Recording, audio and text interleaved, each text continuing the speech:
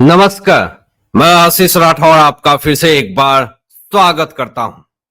Enforcement directorate ने Delhi high court में बहुत बड़ा खुलासा कर दिया है आम आदमी पार्टी के फंड को लेकर के।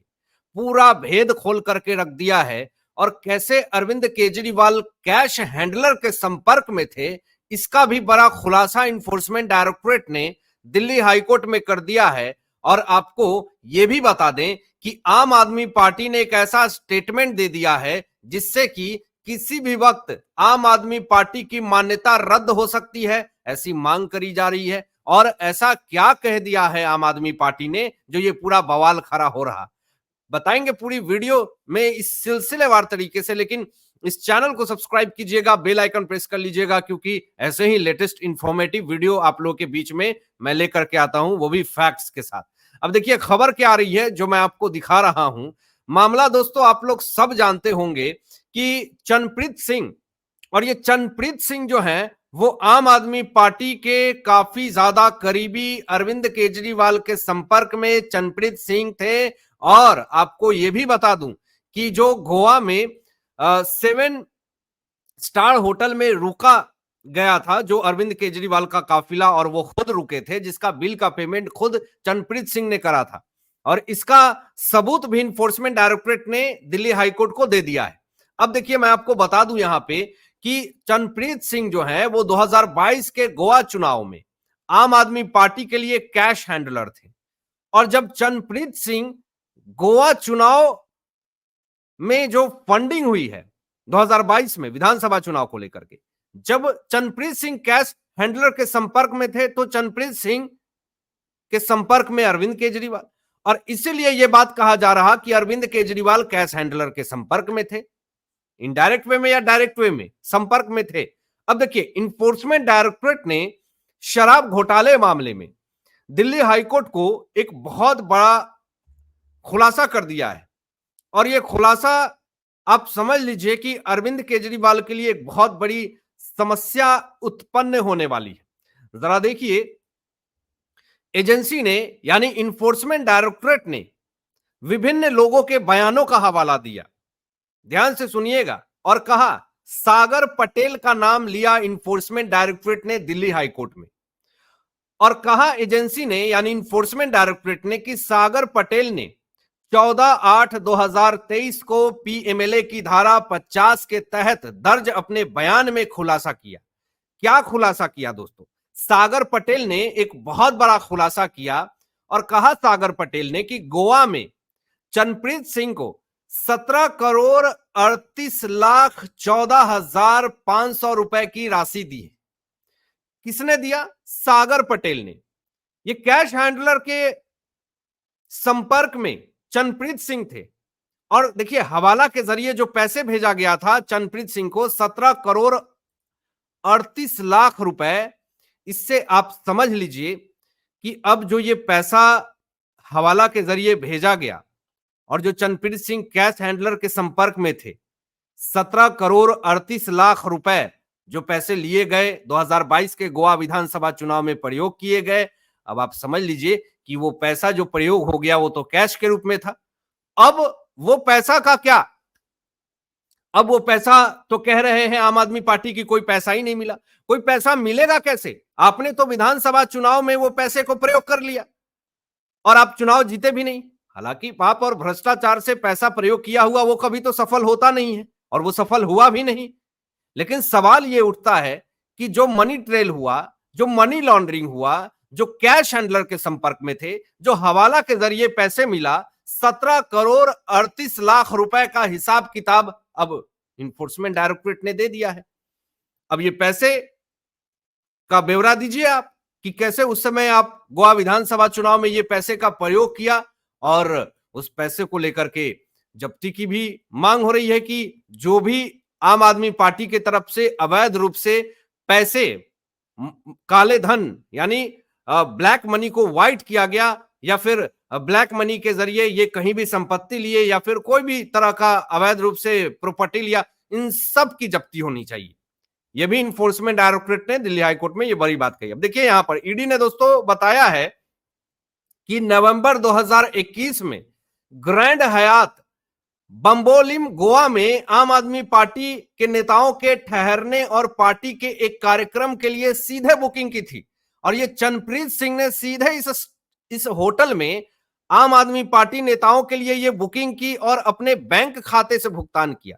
अब ये श्री चरणप्रीत सिंह इस भुगतान का कोई कारण नहीं बता पा रहे हैं और उन्होंने कहा है कि हो सकता है कि उन्हें श्री राजेश जोशी ने यह बुकिंग करने के लिए कहा हो। हालांकि श्री राजेश जोशी ने खुलासा किया है कि उन्होंने कभी भी चरणप्रीत सिंह को messrs chariot productions media private limited की ओर से यह भुगतान करने के लिए नहीं कहा। अब देखिए यहां पे साफ तौर पे झूठ बोल रहे हैं चरणप्रीत सिंह, खुद को बचाने के लिए, अपने आका को बचाने के लिए, लेकिन यहां पर साफ तौर पे पता चल गया है कि ये पूरा का पूरा एक बहुत बड़ा स्कैम है, एक फर्जीवाड़ा है और ये हवाला के जरिए जो पूरा खेल खेला गया, इससे भी ये पता चल रहा है कि फंडिंग का पूरा मामला है।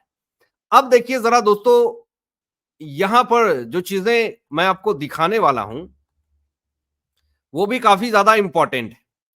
जरा देखिए खबर क्या आ रही है कि अरविंद केजरीवाल ने देखिए दिल्ली हाईकोर्ट में एक जमानत याचिका डाली है और अरविंद केजरीवाल ने याचिका में सीबीआई पर गंभीर आरोप लगाया है और अरविंद केजरीवाल का दावा है कि जांच की आड़ में उन्हें परेशान किया जा रहा।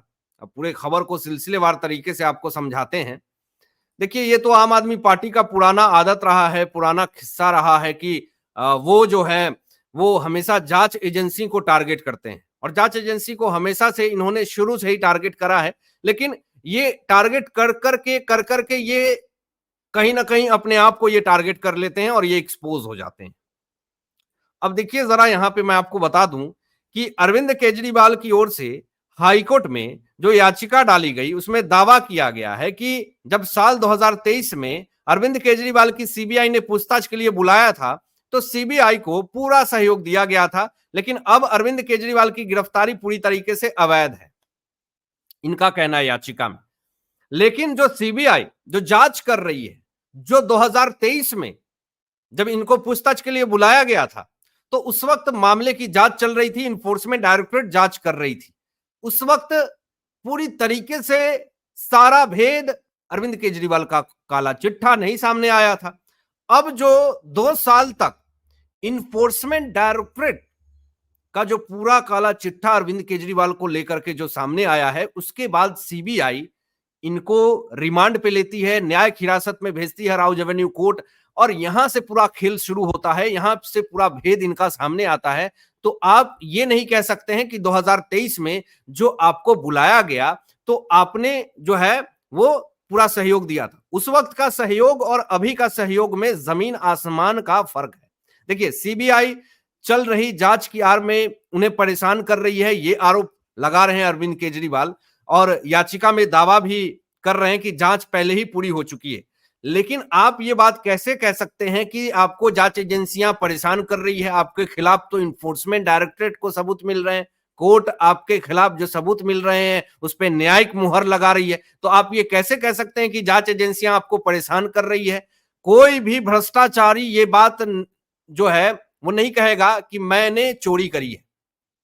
तो आप तो ये बात कहेंगे ही कि ये जांच फर्जी है, मेरे खिलाफ कोई सबूत नहीं मिला है, जांच पहले ही पूरी हो चुकी है, आप तो ये बात कहेंगे ही। लेकिन कोर्ट क्या कह रही है, जज साहब क्या कह रहे हैं, ये बात देखना और समझना काफी ज्यादा जरूरी हो जाता है। अब देखिए कोर्ट में जो याचिका दायर करी है अरविंद केजरीवाल ने, सीबीआई अरविंद केजरीवाल का उत्पीड़न कर रही है, ये आरोप लगा रहे हैं अरविंद केजरीवाल। जिस सबूत के आधार पर सीबीआई ने सीएम अरविंद केजरीवाल को गिरफ्तार किया है वो सबूत उन्हें 1 साल 10 महीने पहले ही मिल गए हैं, जो पहले से ही रिकॉर्ड में है। देखिए मैंने आपको पहले भी बताया कि जो 1 साल 10 महीने पहले जो सीबीआई की तरफ से अरविंद केजरीवाल से पूछताछ हुई थी तो वो स्टार्टिंग फेज में जांच था और स्टार्टिंग फेज में जब जांच हो रही थी तो उस वक्त सारा खेल तो सामने नहीं आया था। लेकिन अब देखिए 1 साल 10 महीने में पूरा भेद इनका सामने खुल करके आ गया कि कैसे कैसे कैश हैंडलर के जरिए पैसे हवाला के जरिए भेजे गए, ये पूरा आम आदमी पार्टी को कैसे फंडिंग आते थे, कहां कहां से क्या क्या मिलता था, इंटरनेशनल कनेक्शन से लेकर के सारा कुछ डिटेल जो है वो इन्फोर्समेंट डायरेक्टरेट ने इकट्ठा कर लिया। अब आप ये बात नहीं कह सकते हैं कि आपके ऊपर एजेंसियों का दबाव बनाया जा रहा। अगर आप ये आरोप लगा रहे हैं तो ये पूरी तरीके से गलत है। अब देखिए, मैं ये बात दोस्तों क्यों कह रहा हूं कि आम आदमी पार्टी की मान्यता रद्द हो जाएगी, ऐसा क्यों कह रहा हूं? देखिए, एक ऐसा स्टेटमेंट आम आदमी पार्टी ने दे दिया है हमारे भारत देश के प्रधानमंत्री नरेंद्र मोदी जी के लिए, जिससे एक बार फिर से अरविंद केजरीवाल को, आम आदमी पार्टी को मान्यता रद्द करने की मांग उठ रही है। देखिए, ये सीधे तौर पे ये क्या कह रहे हैं, इन्होंने, देखिए, आम आदमी पार्टी का ये वेरीफाइड ट्विटर हैंडल है, उससे इन्होंने ट्वीट किया है कि दोगला कोई है तो वो मोदी है। अब बताइए, ऐसा घटिया स्टेटमेंट जिसके बारे में जितनी निंदा की जाए उतना कम है।